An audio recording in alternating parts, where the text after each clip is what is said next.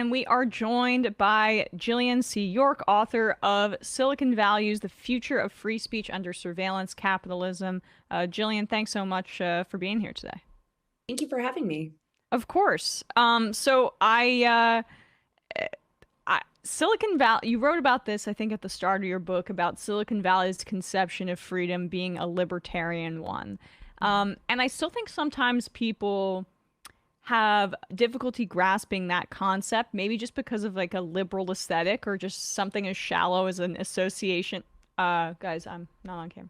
An association with San Francisco. But in your decades of research into Silicon Valley and big tech, like what did you find that underpins that assertion about its libertarian conception of freedom?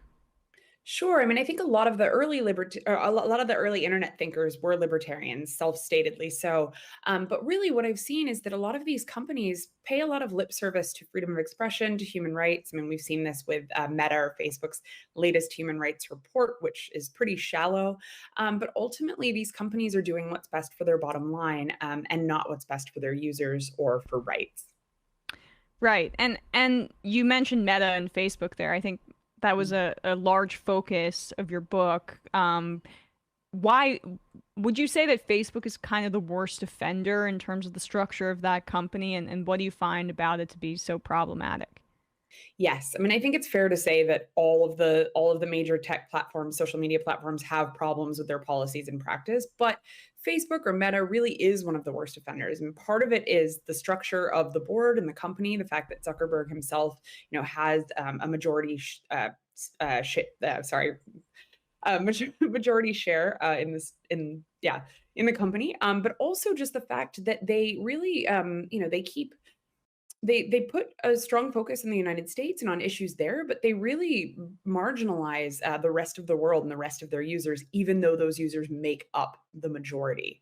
And that's really what gets me with Facebook, is that they're not even really trying to fix the myriad problems that advocates have brought to them for the past decade or so. And what does that look like when it's tilting the scales in favor of wealthier countries, kind of tracing over the lines of colonialism and exploitation and just printing it onto their algorithm to a degree? How does that manifest itself in reality? Sure. I mean, there's so many examples, and marginalized people everywhere, including in the US, are often, silenced by these platforms. But to give one clear, concrete example, we've seen a lot of exceptionalism when it comes to the way that Ukrainians are being treated on these platforms. They're given a lot more leeway, including violent and extremist groups in Ukraine that are fighting back against Russia. They're given a lot more leeway to share violent content and praise of even, neo-Nazi organizations. Whereas Syrians, on the other side of that, another population that's been in conflict for more than for a decade now, they're often absolutely silenced by these platforms. Human rights documentation is removed by the platform, so even things that could be used in, say, war crimes tribunals. And so that just kind of demonstrates the imbalance and the sort of disproportionate leeway given to certain groups, and often, again, like you said, along colonialist lines. And is that would you trace that more to power imbalances, or is it really just, well, it's probably one and the same, but there is, of course, racism involved, but that's obscured, I guess, because people think it's tech, it's an algorithm. There's no way for it to have a racist infrastructure or one that exacerbates already problematic and existing power dynamics. What's your response to that? Sure. I mean, yeah, I think it is a little bit of everything. But really, I think what we have to keep in mind is that there's humans behind the algorithms. Humans are the ones making the policies, deciding that, and this has been explicit with Meta's policies, that Ukraine is given exceptions to their hate speech policy. They're, it's humans who are building the algorithms who are baking in bias into the ways in which these algorithms say, for example, decide what is or is not hate speech and what should or should not be taken down. So to use a fairly innocuous example, the word, I hope it's okay to say this, the word dyke, which is a word that is a slur but is reclaimed by queer communities. That's a word that algorithms often remove, even when it's being used positively or self-referentially. And so you can see how that would play out along other controversial terms. And that's something that's programmed by people who either lack understanding of or deprecate the secondary meaning of a term. And is it possible that, well, I'll ask this a little bit more straightforwardly. Are there any other major tech companies that are doing it better? Like, is TikTok doing it better? Is Twitter doing it better? Twitter seems, and I don't know anything, but just from my usage, it seems to be the least problematic in that way. But I even hesitate to say that because, of course, it has its own massive problems as well. Yeah, I mean, all of these companies have problems. I would say that Twitter's been embroiled in some controversy over the past few months, and I'm not very impressed with their CEO. But at the same time, I do know some folks on their policy team, and I see the effort that they've put into getting geopolitics right, at least. They do get a lot of other things wrong, so I don't want to give them too much credit. If I were to point to a company that I think gets more things right than most, I would say Reddit, actually. And of course, they've certainly had controversies over things like, in the past, over child sexual abuse imagery, as well as more recently over the Donald. But they've put in place, rather innovative methods such as, quarantining a certain community so that it can still exist. There's expression there, but new people can't join. So it it limits the ability for those communities to go viral. They also have individuals volunteer to moderate their own subreddits, which gives people, sort of a sense of empowerment over the community that they're a part of. And I think that's really important. I'll also say Reddit gets higher ratings than all of the other companies when it comes to transparency. That's interesting. So Silicon Valley, I feel like I think a lot of the libertarians and right wingers who are now using it as an opportunity to feel aggrieved, have conflated First Amendment violations with censorship on these platforms. And you argue that censorship I don't want to misrepresent your argument, but I believe you argue that censorship is good in some instances on some of these platforms. Can you talk about that false equivalency and what it upholds and why your position is what it is? Yeah, absolutely. I mean, so the First Amendment protects us from state interference. So companies, legally speaking, can do pretty much whatever they want when it comes to curating their own platforms. Now, my argument is really that censorship is a value neutral term. It's not a legal term. It's not synonymous with the First Amendment. And so the way that I see it is that there's censorship that we agree with and censorship that we don't agree with. And of course, varies by community, by country, by person.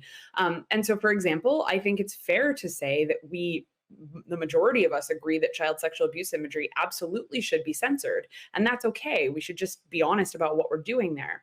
I think when it comes to terrorist, extremist content, that's actually a more, for me, that's much more up for discussion because there is some value for society to be able to see into a violent conflict. If we just let YouTube erase all of that imagery, then we're not necessarily going to know what's really happening on the ground in Syria, in Ukraine, in Yemen. And so that's an area where I would say that it's censorship and censorship that I don't always necessarily agree with. And so I guess what I'm saying with companies is that while I'm not in favor of censorship per se, I think that there are some things that they should limit for the greater good. And I think that we should be looking towards international human rights frameworks to determine what those things are. Yeah, because as you say, we already draw a line. It's kind of similar to a gun control argument that we make domestically here in the United States, right? Which is we already limit bazookas and we already limit certain kinds of weaponry. It's just where we decide to draw the line. And I feel like reactionary right wingers, they like to naturalize existing law or existing terms of service, right? In order to say anything that crosses that line or evolves from there is censorship or it's unconstitutional. When in reality, it's more just it's not remaining stagnant. It's evolving to changing dynamics. Yeah, exactly. I mean, I won't get too much into my views on the Constitution here, but I think that, when it comes down to it, those were decisions made by a certain group of all men at a certain period in time. And while there's validity behind the ideas, I do think that some of these concepts need updating. Now, I am actually a First Amendment maximalist, I would say, but I've also lived in Germany for 8 years and abroad for at least a quarter of my life at this point. And so I can see other sides of that, of the coin. And in Germany, for example, I understand why the government has made the choices that it has to limit certain things, such as Holocaust denial. I think in the society at the time that was necessary. Do I think that that's something that they may need to review down the line? Probably. We shouldn't have rules that last in place forever. Right, but it serves that purpose, because stripping out the context in terms of free speech and censorship, it's actually dishonest, and it also, I think, helps feed some of the worst figures and ideas and impulses, uh, both here in the US and internationally. And I would guess that the algorithms do nothing but aid and abet those kinds of movements. Absolutely. I really think that one of the biggest mistakes we've made as a society is turning over these decisions to algorithms. And it's, of course, not just speech decisions, it's also self driving cars and image recognition and all of these other areas of life. But I think what we're going to see is that the machines aren't really as intelligent as these tech executives have promised that they are. And the mistakes that we see in content moderation, we're going to see in other areas of life as well.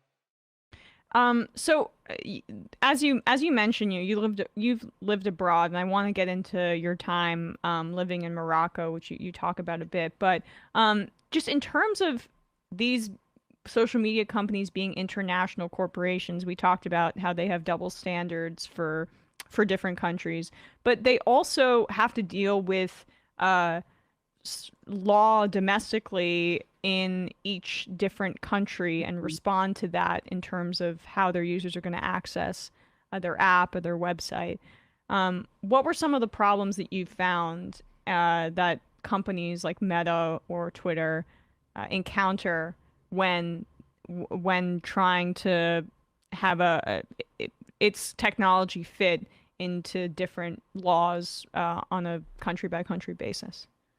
Sure. Yeah. So, I mean, if we roughly divide the world up into authoritarian and democratic states, and obviously that's a spectrum, I think, then we can see that when these companies are faced with, demands from authoritarian or autocratic states, those demands are often over the top. Things like, no criticizing the king, no criticizing the royal family, or even the state.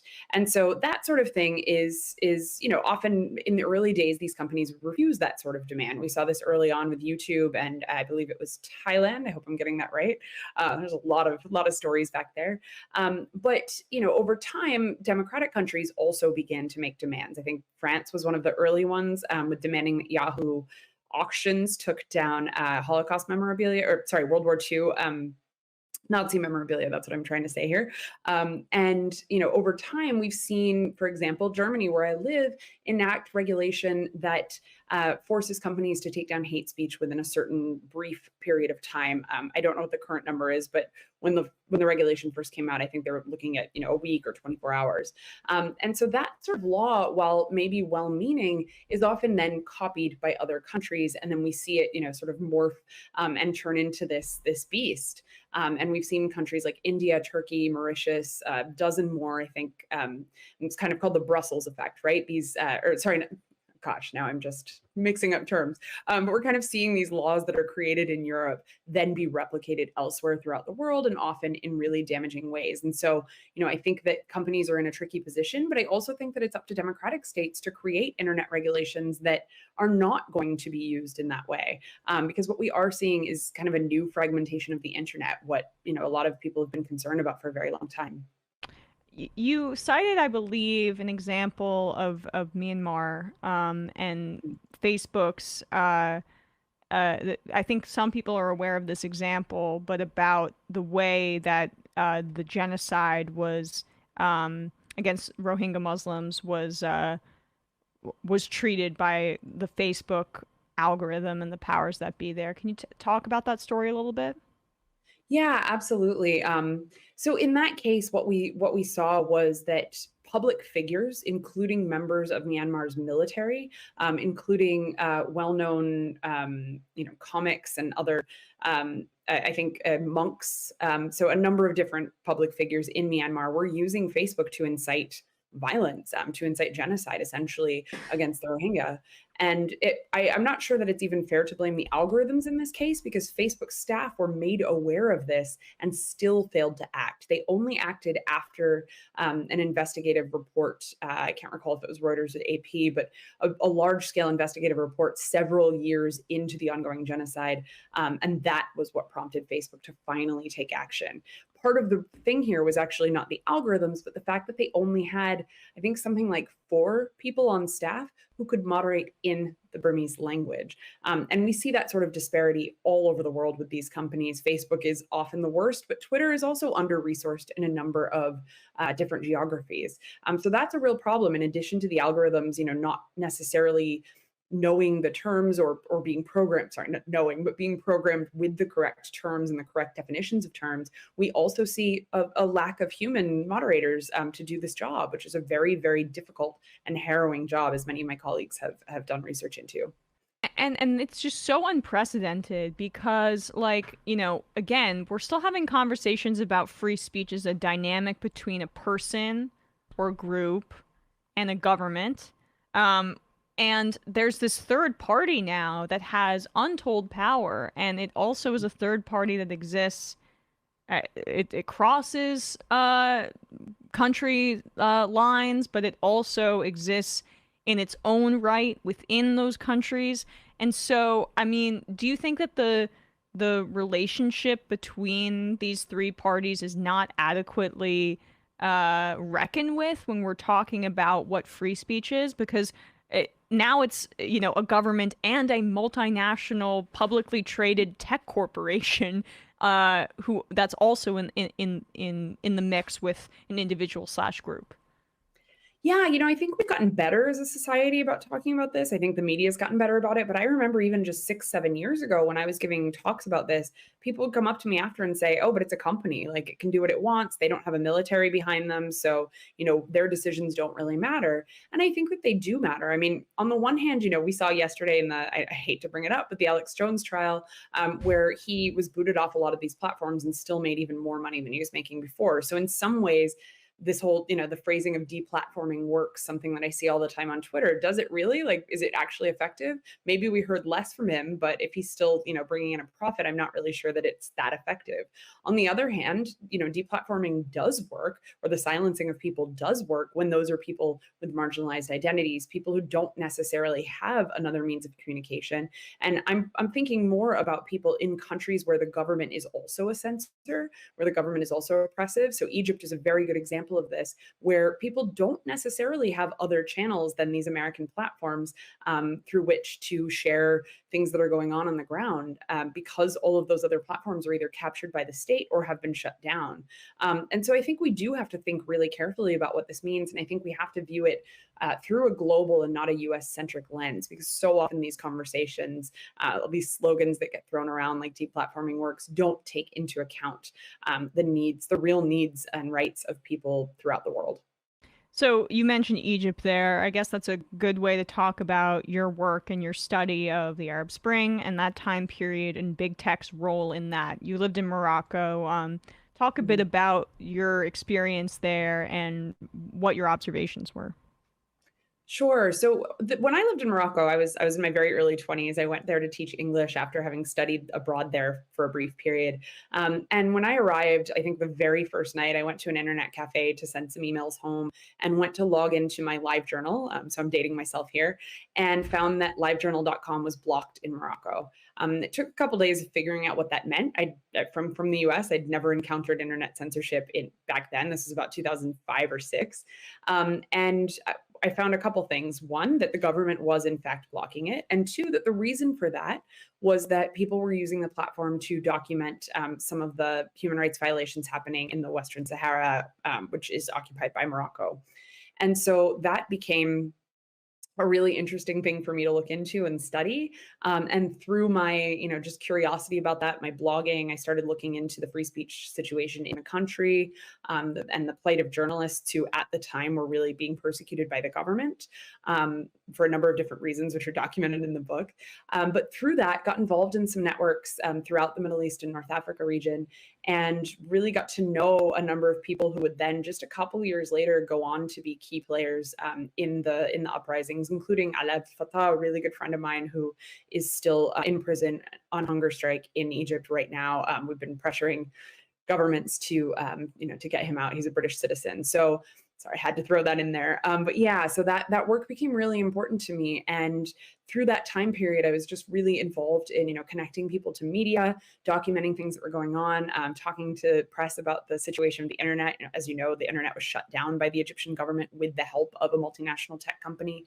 And so I think that time period was just really instrumental in kind of, setting the stage for everything that was to come after that. What happened in that time period when the Egyptian government was able to do such a thing? I mean, what was that? What were those conversations like with tech companies? What was the relationship? And what can we learn from it now? Yeah, so the tech companies really, I think most of the ISPs did follow the government's orders. I'm failing to recall some of the details, but my recollection of this is that the Egyptian internet was not centralized, and so it required the government sending an order to the tech companies to shut down their services. And all but one of them complied. The one that did not was a local company that had only about 4% of the market share. So those that did comply were mostly multinationals, and they basically said we're just following orders. And so that sparked a number of conversations that led to things like, channels between advocacy organizations and telecommunications companies. I think that are led by the organization Access Now. There have been a number of different groups put together to work with tech companies to make sure that they are auditing their practices on privacy, on free expression, et cetera. But I think that just following orders is still pretty common practice for a lot of tech companies from the US, as well as from other places, although I think we're seeing a bit more progress in Europe.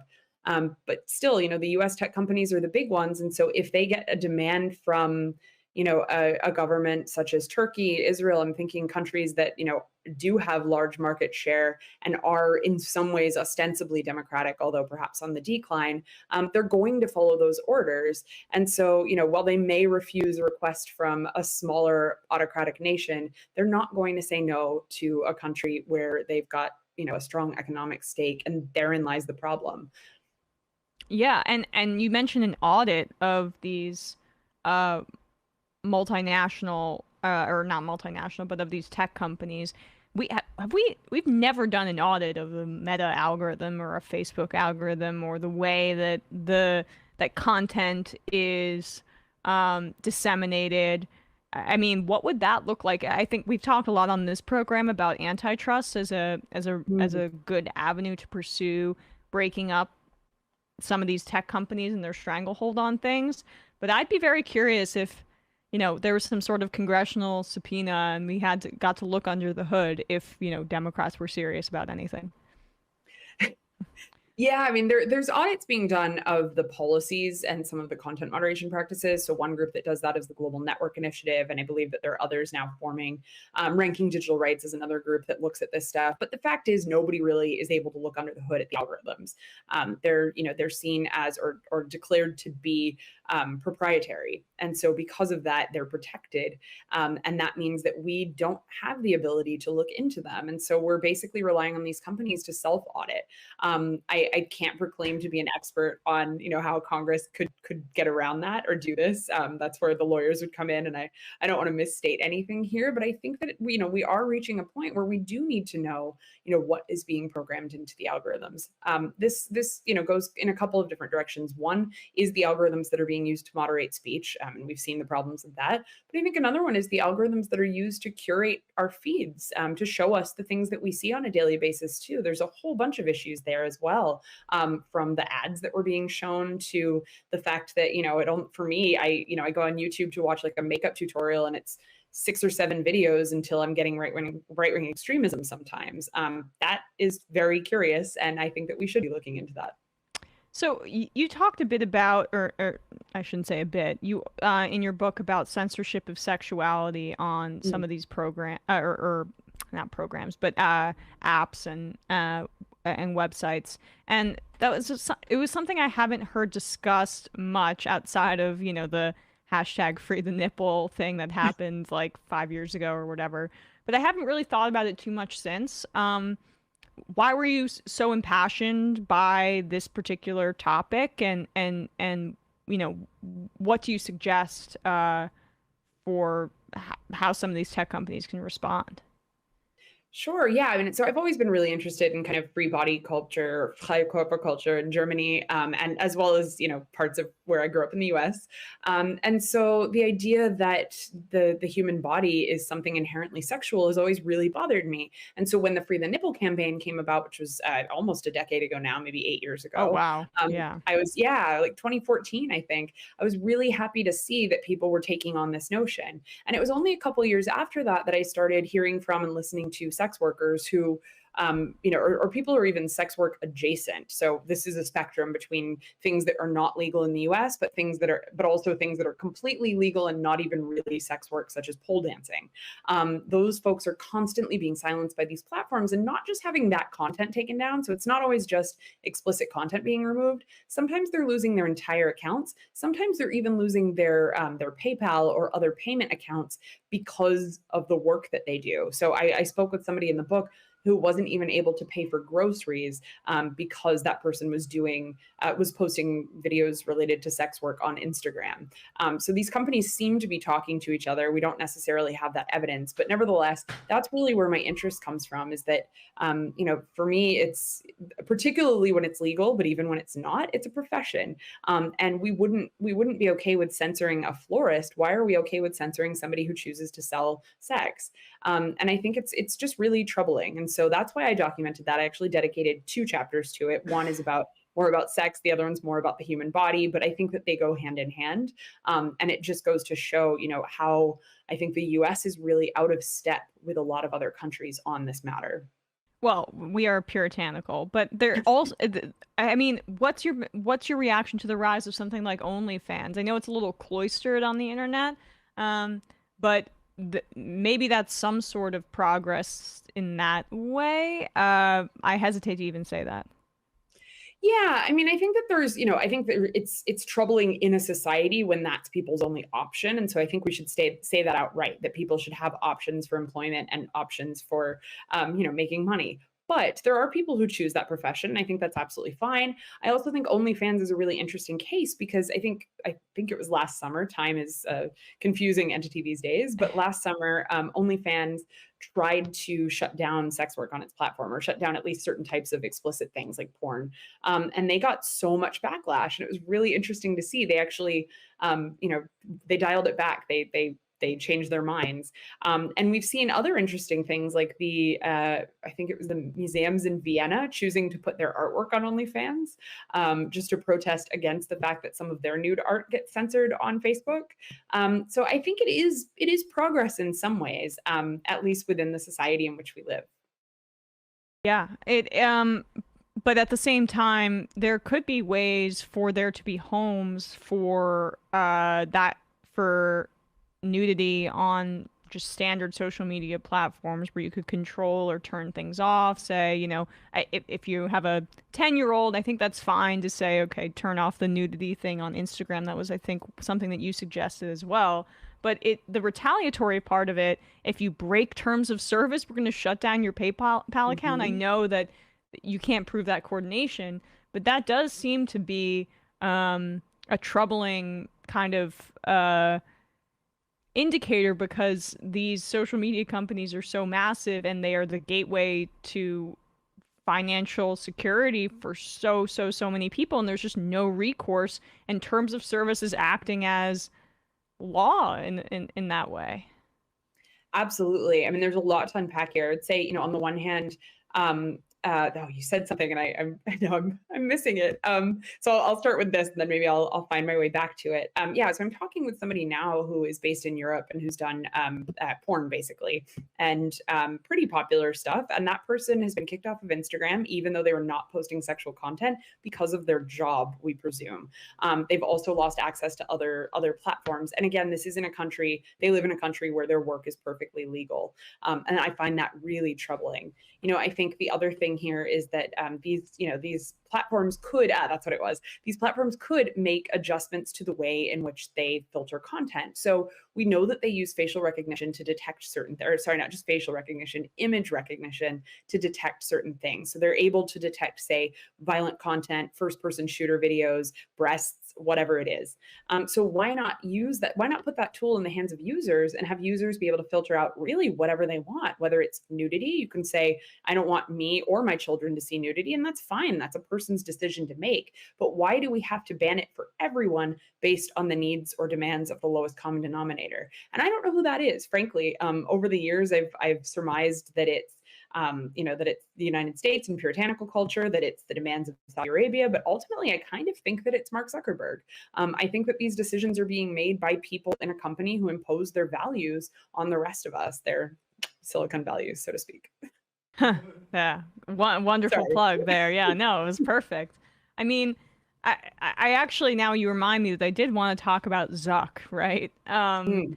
Like, are we all just living in his sexual frustrations from when he was 20 years old, and now it's just that's what's created society? I mean, he did start Facebook as kind of a hot or not style platform, which to me is something that an incel would do. Now, he's obviously not one. He's married. His wife seems lovely. But I do feel like he has imposed a certain young man's ideal on this, and that he really hasn't, grown out of it. This, despite the fact that he's a married man with children. Again, it may not just be him. There are other people within the company who may also be imposing their values on us. But what I do know is that they're not listening to their users, who by and large seem to oppose this, or at least would rather have some sort of filter that lets them make the decisions. They're not listening to the European governments, which have put pressure on them to, at the the bare minimum, allow these things in Europe, where breasts are simply not seen as the sexual objects that they are in the United States. And yeah, so I think that I think you might be onto something here. Yeah. So it also, I feel like, it's difficult to get into his mind, but to bring it back to where we started as we wrap up here, like if the if Silicon Valley's conception of freedom was libertarian and principled in that way, which libertarianism is a fantasy, so it's kind of hard to be principled in that way. It's like saying I'm a principled Harry Potter fan. But like, I mean, they putting the more power in the hands of users to determine what content that they access is should be within the ideal, but really it's just authoritarian. They want control over these things, and that's why even in the midst of these immense pressure on Facebook, with these congressional hearings about, right-wing influence, where Zuckerberg had to come in front of Congress, they were so steadfast in resisting that because it's about control. I mean, it is capitalism, and they're not any different in terms of their motivations. Yeah, I think it's absolutely about control. I think that in the US at least, although I'm not gonna give a big pass to all other countries, but I think particularly in the US, both parties do seem to be about controlling and shaping society in their own image. And that's what really concerns me here, is that, the companies are doing the exact same thing. This is absolutely Zuckerberg's image, Twitter's, maybe Jack Dorsey or whoever, I don't know. There's so many people who founded that company, but it's their image.